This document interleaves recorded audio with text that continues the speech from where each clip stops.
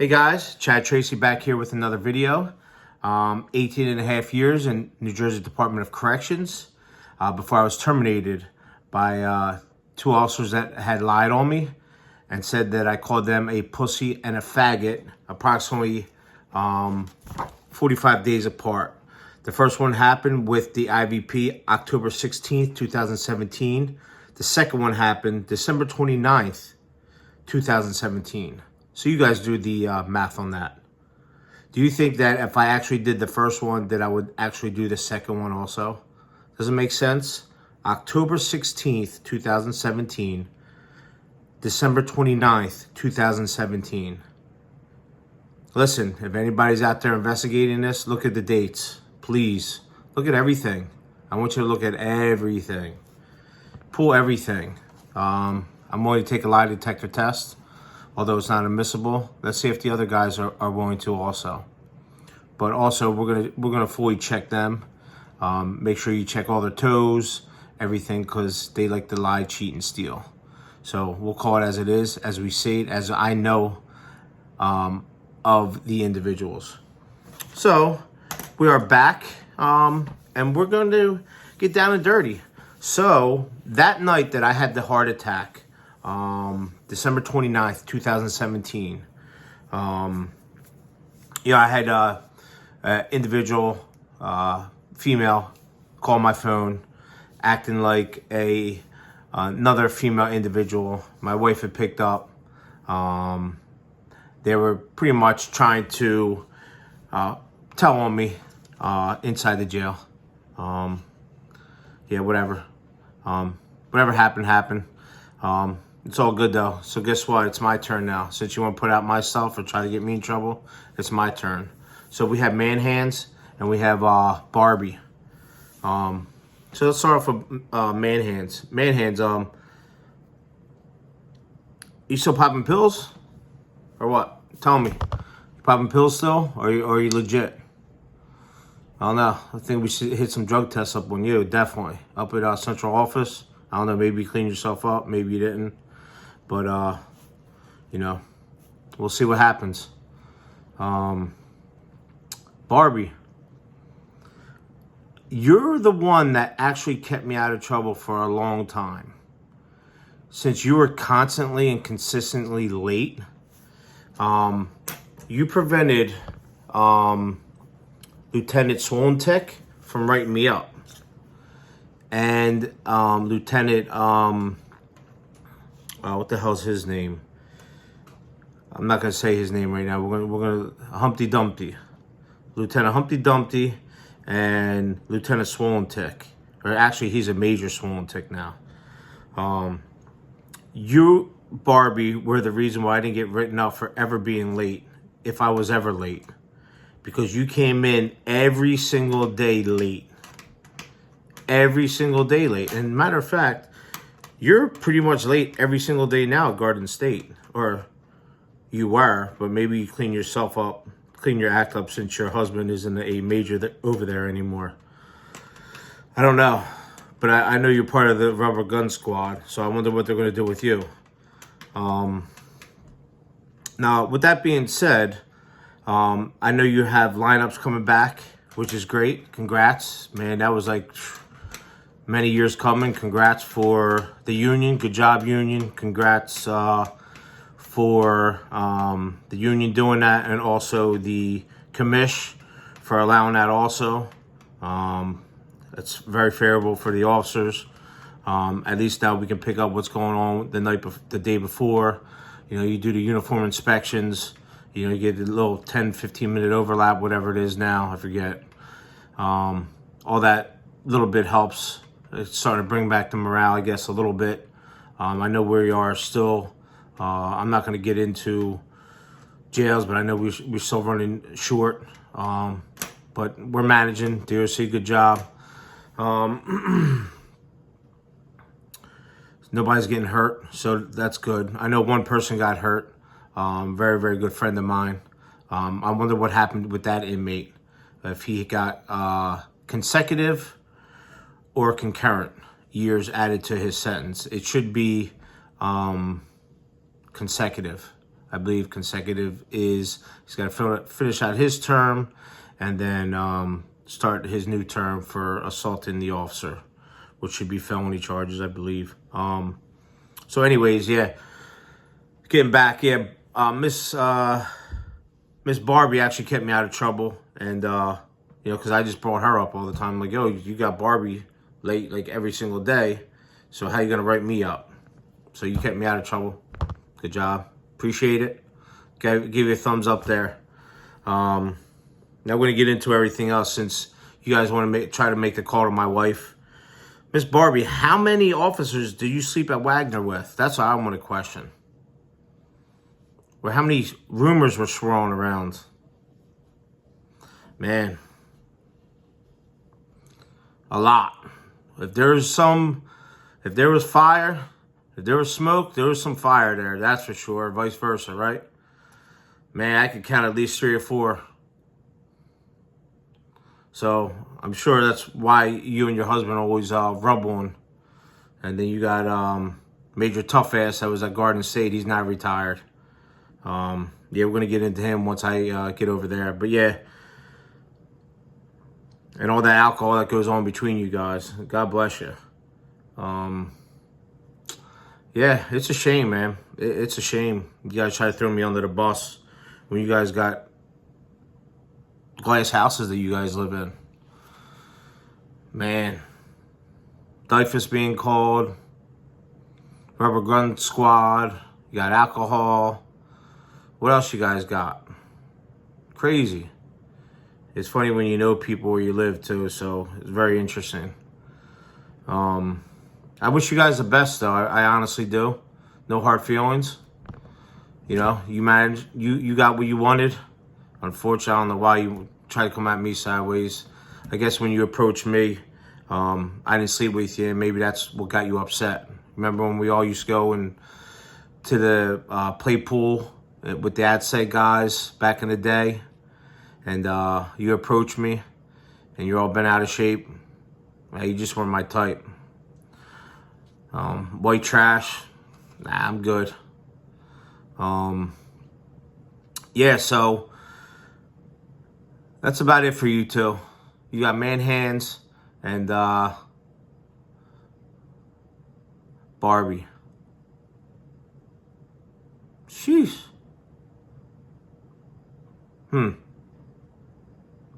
Thanks for keeping me out of trouble, though. I appreciate it. Now, getting back. December 29th, 2017, approximately 11:53 p.m., there was a post on Facebook. And that was done by Mr. Victim. And he can deny it all he wants, because I got pictures of everything.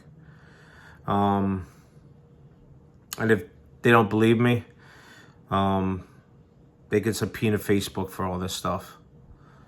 Because they're not getting my copies. They're going to have to subpoena that and everything else. My copies are from my attorney. But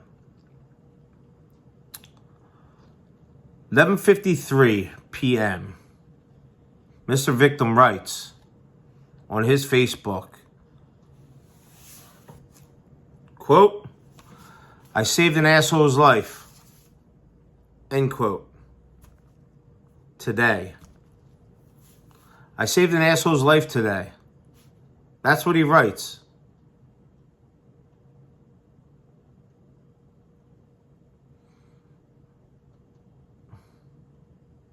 Can somebody help me with that? He saved an asshole's life. What did you do to save my life? That's what I'm curious about.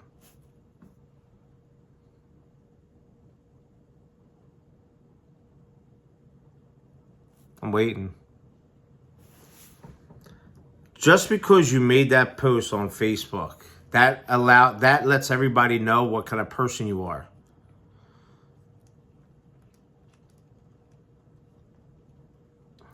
Yep. I saved an asshole's life tonight. And there was a guy, he was on third shift. I'll give you a little description. Blonde hair, blue eyes, had his weight up, then looked like a crackhead because he got addicted to pills and coke. And he was an ops before then he graduated, became an officer just like his father. And he was always getting tests, urinalysis tests, urine tests. And SID, if you're watching, I know you are. He was always taking the stuff that you buy at CVS to block your piss test, so it doesn't come up. Hot. He was always taking pills, and he was always doing coke, and he was always doing a lot of other stuff, and that's why he never came up hot, because he would take that blocker that would block everything out when he took his urine test. So, yeah, since he wants to add and laugh and make a comment, that night that I had a heart attack, that lets me know what kind of person he is. And then when confronted, he didn't know what to say.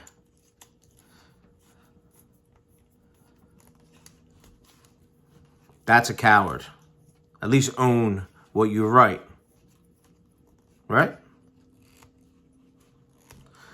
I don't want to hear that, oh, it was just a joke, or nah, it was no joke. There's no joking around either when you post a noose, whether it's good taste or bad taste. It doesn't matter. Posting a noose says exactly what you are. Posting when someone has a heart attack and can't breathe, well, you probably know what it's like when your heart's racing because of all the coke you did, right? And all the other drugs you did that you never got caught. But the DOC is on to you now. So, you're eventually going to get caught, my man. So, but no hard feelings. Wish you all the best. But, yeah, you got someone that always is playing victim, right? That posts on his Facebook, I saved an asshole's life today. That's what he posted. Interesting, isn't it, guys? Very interesting. Dear say, are you listening? He posted that on his Facebook page. Ask him about it. What else? Approximately a year later. Oh, you know what? We're not going to get into that just yet. But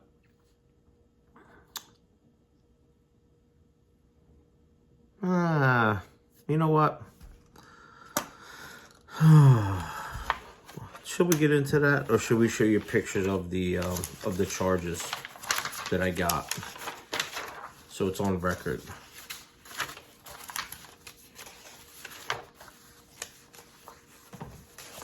Yeah, let's scan these charges that I got from DOC.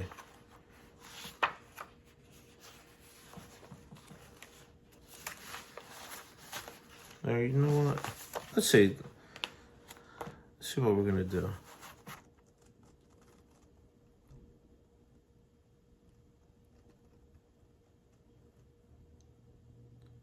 Oh, I don't know if you guys probably, I think I told you this, but how can the IVP be represent? So the IVP brought me up on charges, right? And then he represented the second guy that brought me up on charges and was his IVP. How's that even plausible? How are they capable, or how are they able to do that? And how come that wasn't picked up by the administrator snake in the grass? Because like I said, it was all a plot to get me.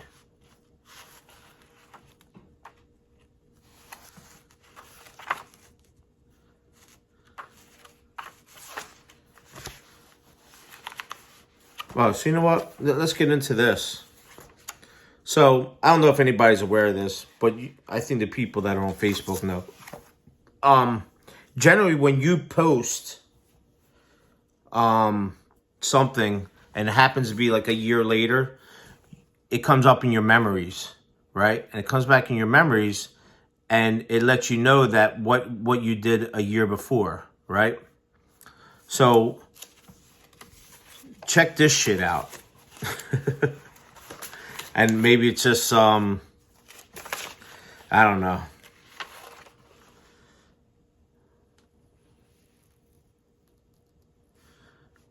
December 29th, 2018.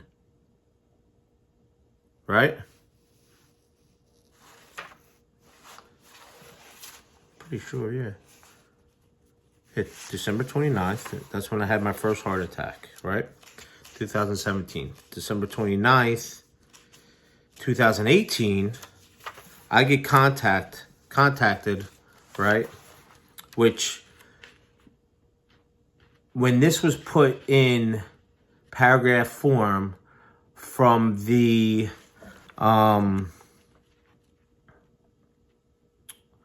great judge of Office of Administrative Law, he put in there that we were, it was almost like he put it in there as like the no contact order was for me not to have no contact or not to contact Mr. Victim. But in actuality, it was the other way around. But the way he wrote it is very, very interesting.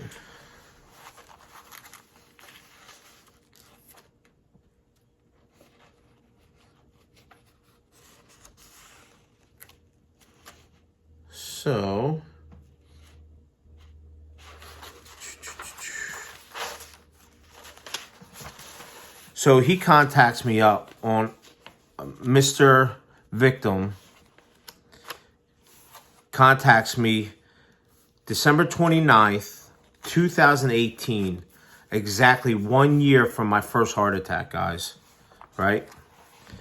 Mind you, when I had, so getting back, let me rewind a little bit. When I had my heart attack, I was recovering. I had to do 6 months of cardiac rehab, extensive cardiac rehab, in which I had to wear a heart monitor for 6 months. No matter what I did, where I went, it was on. And they were monitoring night and day, midday, whatever you guys want to say. They were monitoring me all the time to make sure everything was working correctly. Because I had heart damage from the heart attack. So they were monitoring me. So I literally had 6 months of cardiac rehab. And during that time, I don't recall myself giving SID an interview for anything. But what I do recall is putting information down on the workers' comp form and disability. So what we tried to do is that we filled out the disability form first, so I can at least get payment, and then fill out the workers' comp after, because if you would have done vice versa, it would have taken 10 times longer. So we went ahead and did the disability first, because that's what my wife at the time, that's what she does for a living. So she knows all the laws and all that good stuff. So that helped me out tremendously, so we can get at least paychecks when I was out. So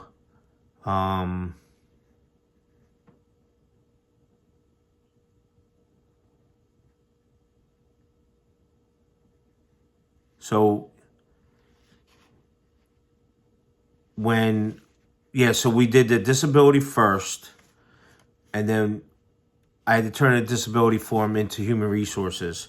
And during that, on that little, at the time, not so much anymore, we had to hand in a little paragraph on what happened, and like pretty much what happened.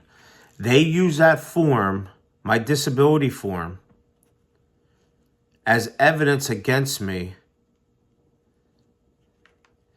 during the SID investigation, because they could not get me in to interview me. Still to this day, I don't remember or recall making a statement to SID. I remember them and seeing that in the information, and that's how they charge me. But how they get my information from HR, because that's a HIPAA violation. What is said in that is not to be used for any kind of SID investigation.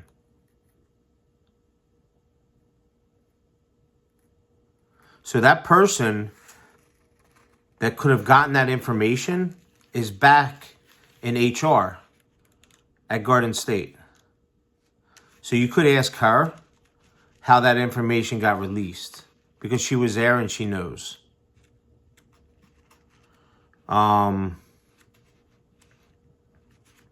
Very, very interesting now. So, with that being said, so we're going to get back to the OfferUp.com thing. So, I had a car out for sale because obviously, I needed money. I had to liquidate some cars, and that's what I was doing. I had a Honda, what the frig was it? It was a Honda, you know what, that's it.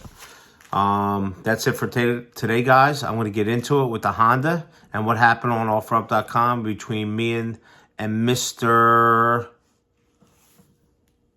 What's his name? You know it. All right, guys, that's it. Listen, guys,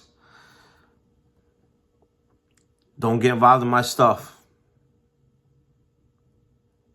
That's all I ask. Shouldn't have got involved. And that's it. So, have a good night, guys. You people that I know, respect in there, be safe. You're the only one that has each other's backs. Those cameras are on you, up top, and then on your chest. Be smart. Just know what you're doing. It's all about if you feel scared, if you feel like something's going to happen, nobody can tell you anything different. Those cameras can't tell you anything different. That mic cannot tell you anything different. It's what you feel. If you're afraid for your life, if you're scared, you say that. And you write that. There's nothing wrong with that, guys. Protect yourselves. Because sometimes your own people in blue don't even have your back. That's it for tonight. I'll see you soon. Probably midweek or so. And we're going to keep on going.